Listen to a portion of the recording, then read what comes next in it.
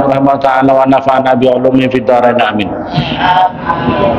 Wa amara dan perintah qala al-mu'allif rahimahullah ta'ala wa nafa'ana bi'ulumi fid dharain. Wa amara dan perintah siapa Rasulullah. Wa amara dan perintah siapa Rasulullah utusannya Allah sallallahu alaihi wasallam. Bitajdidi siraqi na'lih, dengan memperbarui serampat sandalnya Rasulullah. Serampat itu ngerti boleh? Serampat itu ikatan sandal itu kan ada ikatannya di atas supaya kakinya tidak lepas itu. Ini bahasanya serampat. Bahasa Indonesia saya cari-cari apa serampat itu? Apa ya? Apa Bang J? Yang tukang jual sendal itu apa? Ikatannya sendal itu apa namanya? Pokoknya ikatan sendal. Ikatan sendalnya Rasulullah sallallahu alaihi wasallam. Amara Rasulullah bitasdidi memperbarui siraqi naqlih. Siraqi naqlih apa serampat sandalnya Rasulullah. Sumanadzara lantas memandang siapa Rasulullah ilahi kepada siraqi naqlih fi sholati, di dalam salat. Idkana tiba-tiba ada siapa Rasulullah apa na'al jadi dan itu baru.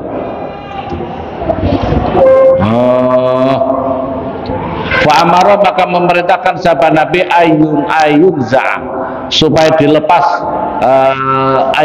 ayun za supaya dilepas minah daripada na'al. Ayun za supaya dilepas apa siraq na'lih minah daripada na'al. Wa yuraddu dan dikembalikan apa asiraku apa asiraku apa serampat sendal tali sendal al halaku yang apa itu yang lama yang amoh yang lama. Rasulullah itu pernah sendalnya itu apa ya, sendalnya itu ikatannya itu jelek, kemudian disuruh perbaiki, disuruh memperbarui.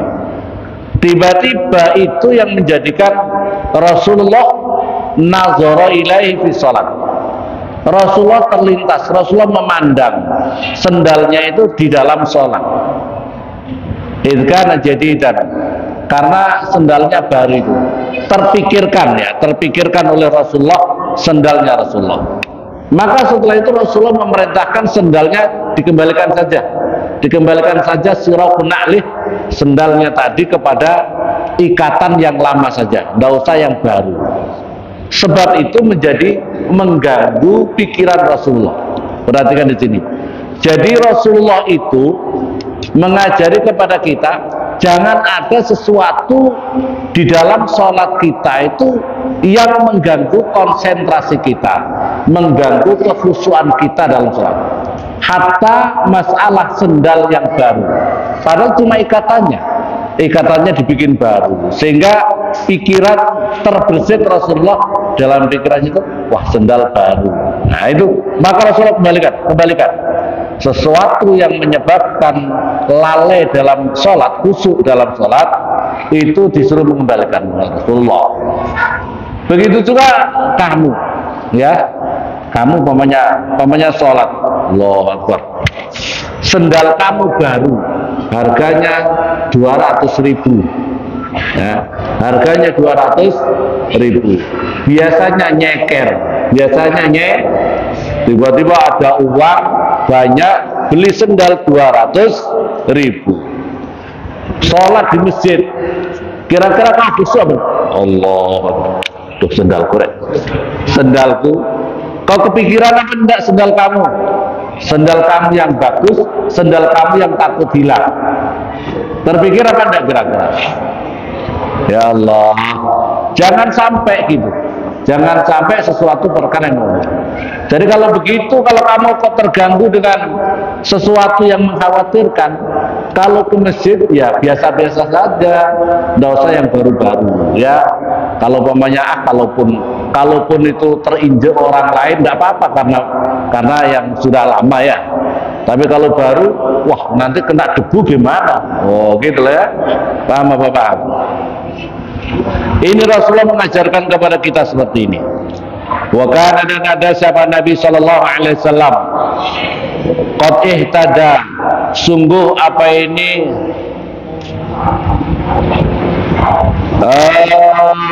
memakai siapa Rasulullah na'lan pada sandal. Fa'ajaba maka takjub, maka fa'ajaba maka nggawaake, maka istilahnya mengagumi kepada na'al, husna pada bagusnya sandal. Fasajada maka sujud siapa Nabi, waqala dan bersabda siapa Nabi, tawadhu'tu berbuat andap asor, berbuat rendah diri siapa saya, li Rabbi pada Tuhan saya, azza maha mulya wa jalla ma'akum siapa Allah, kailayam qotani agar supaya tidak memarahi siapa Allah nih kepada saya. Lalu tidak bendoni itu tidak memurkai siapa Allah nih kepada saya. Summa kharaja lantas keluar siapa Nabi biar dengan na'al sandal, fadafa'a maka memberikan siapa Rasulullah kepada sandal ila awwali sailin pada pertamanya orang yang meminta siapa sail, lakia bertemu siapa sail kepada Nabi. Suma amara lantas perintah Nabi Alian pada Ali radhiyallahu anhu ayustawiya supaya ayastaria supaya membelikan Ali lau kepada Nabi na'len kepada dua sepatu sendal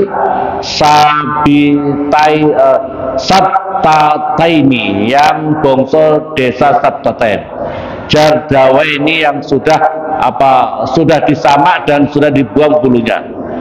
Fala bisa maka memakai siapa Nabi huma kepada sabtatain jardawain tadi ya. Rasulullah itu pernah punya sendal bagus, enggak tahu mungkin dikasih atau apa, sendalnya itu yang jelas bagus. Rasulullah, bagus banget sendal ini ya, bagus banget sendal ini, sehingga seolah-olah perasaan Rasulullah itu terlalu mengagumi ini sendal, maka langsung Rasulullah sujud kepada Allah agar supaya Allah tidak memarah, Allah tidak memarahi Allah kepada Rasulullah.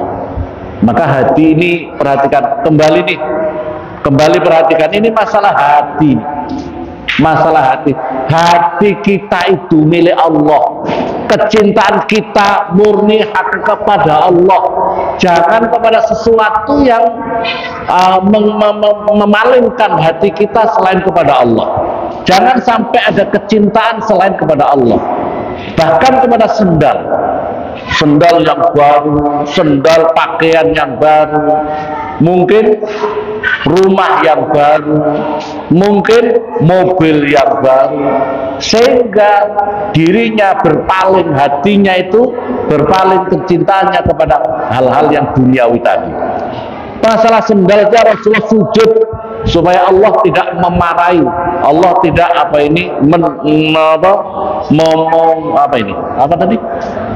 memarahi Rasulullah, Allah tidak bendoni, Allah tidak bendoni sama Rasulullah Sallallahu Alaihi Wasallam. Ini Rasulullah mengajarkan sebenarnya. Hati kamu itu loh, hati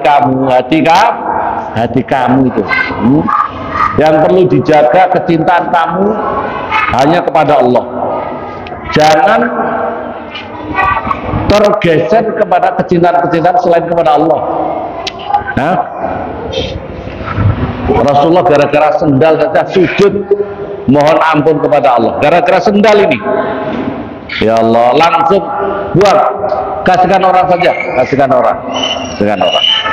Ini berkaitan masalah hati, Wakana dan ada sahabat Nabi Sallallahu Alaihi Wasallam fiadil di dalam tangannya Rasulullah khatam ada cincin min dahabin daripada emas qabla tahrim sebelum diharamkan. Wakana dan ada sahabat Nabi alal mimbar di atas mimbar. Faroma maka kemudian melemparkan sahabat Nabi kepada cincin. Wakala dengan sabda Nabi, saghalani menyibukkan apa nih kepada saya, apa hada ini cincin, nazratan, satu pandangan nilai kepada cincin, wa nazratan, dan satu pandangan ilaikum pada kamu semuanya. Ya Allah, langsung dikasihkan orang. Sebelum diharamkan, Rasulullah pernah memakai cincin dari emas. Bagus, emas kan? Emas. Tapi begitu di atas mimbar, langsung dilepas, dilemparkan, dibuang sama Rasulullah. Kenapa ya Rasulullah? Saya tidak konsen gara-gara satu emas. Saya ini menduakan orang yang di depan saya.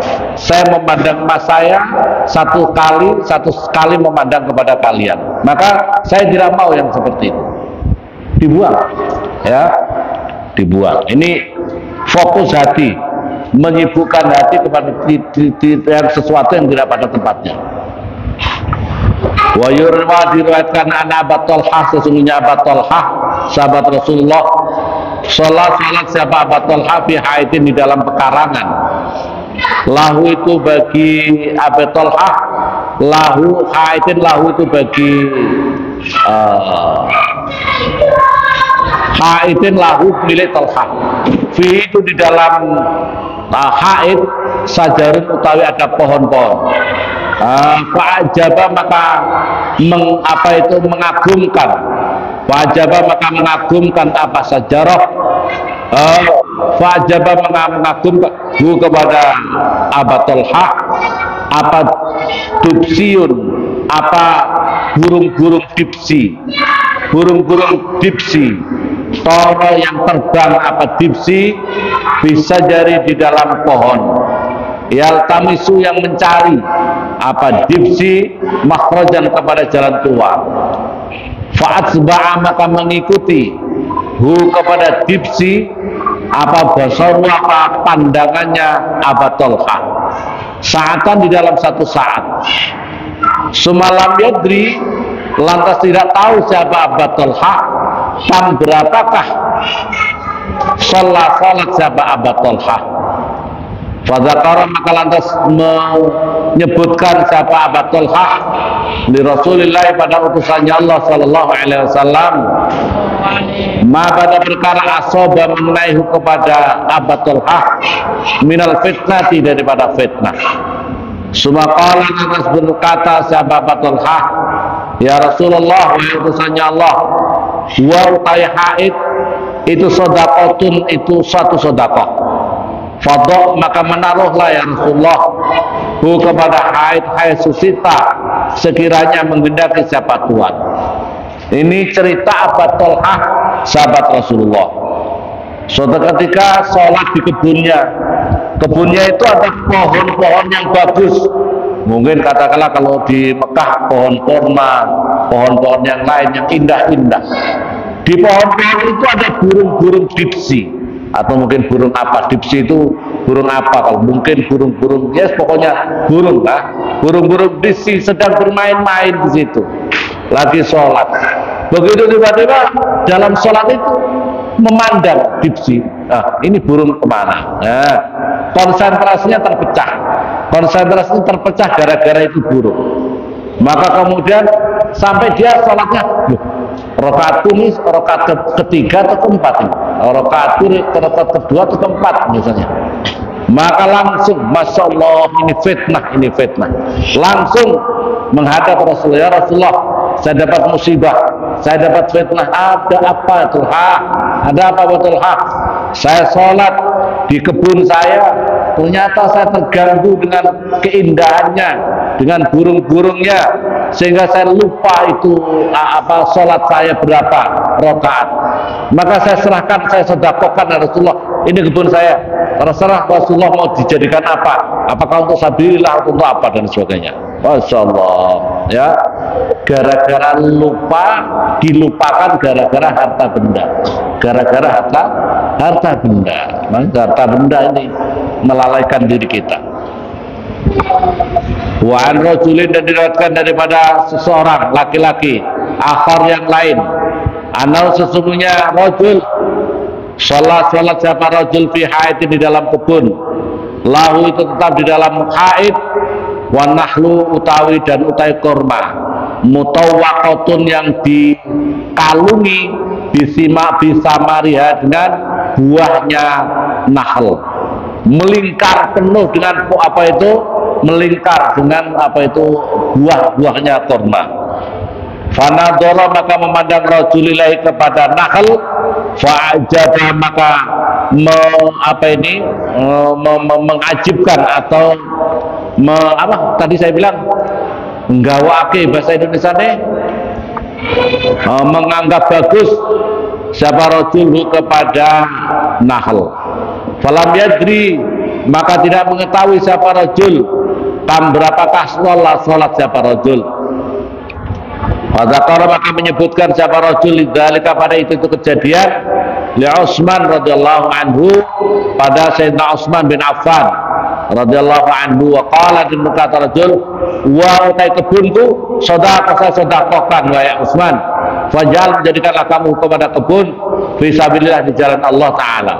Faba'a maka menjual siapa Utsman kepada kebun bi khamsina alfan dengan 50.000. 50.000 zaman dahulu, 50.000 uang orang Mekah.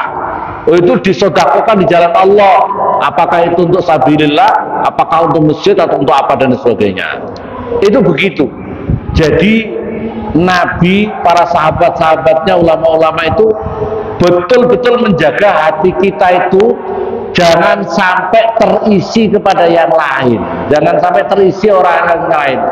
Makanya Mbah Yememun mengatakan ketika kamu nafi isbat la ilaha illallah, la ilaha itu kan la ilaha itu adalah dunia. Jadi la ilaha itu dunia kata Rasul, kata Mbah Yememun. Jadi la ilaha itu artinya perkara dunia, perkara-perkara dunia, maka diisbatkan illallah kecuali Allah. La ilaha maksudnya tidak ada Tuhan-Tuhan tandingan, tidak ada Tuhan-Tuhan tandingan, tidak ada yang lebih dicintai kecuali Allah, tidak ada yang lebih dihormati kecuali Allah, tidak segala macam. Hati kita itu jangan sampai tergiur, sampai terlena kepada hal-hal selain Allah.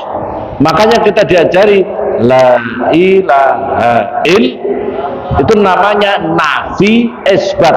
Nafi itu ditiadakan, la ilaha Tuhan lain itu ditiadakan, yang ada hanya Allah. Yang lain itu ditiadakan. Yang lain itu ditiadakan ya.